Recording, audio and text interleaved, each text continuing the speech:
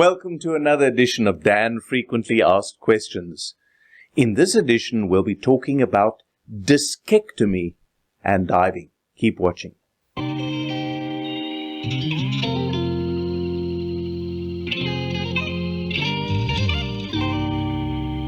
We got a question from a diver asking whether or not it would be appropriate for them to return to diving 6 months after receiving a discectomy. And what a discectomy is essentially removal of the cartilaginous fibrous tissue that is between the vertebra of the back or the spine.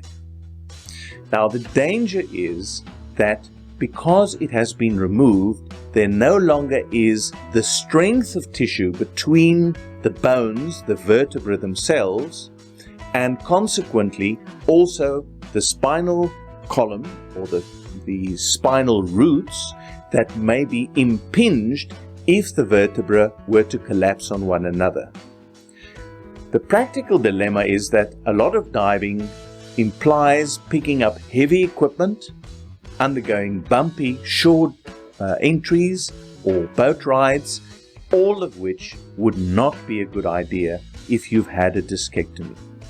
And as a result, if you do ultimately get cleared to go back to diving, and I strongly consult you to adhere to whatever your neurosurgeon has advised you, to consult a diving physician, and then to resign yourself to undertake diving where, firstly, you will make sure that you yourself do not need to handle the heavy equipment, but that you always have at least two able-bodied, as we would call them, divers, able to assist you. In other words, you would never be in a position where you would need to serve as the rescuer for another diver. In that way, you also adhere to the social responsibility of the presumed buddy dive system.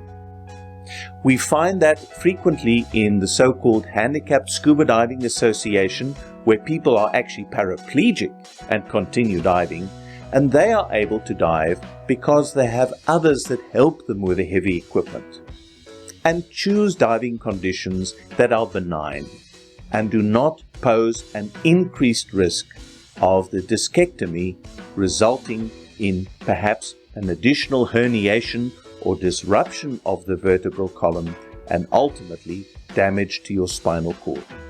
I hope that's been helpful. Until next time, safe diving.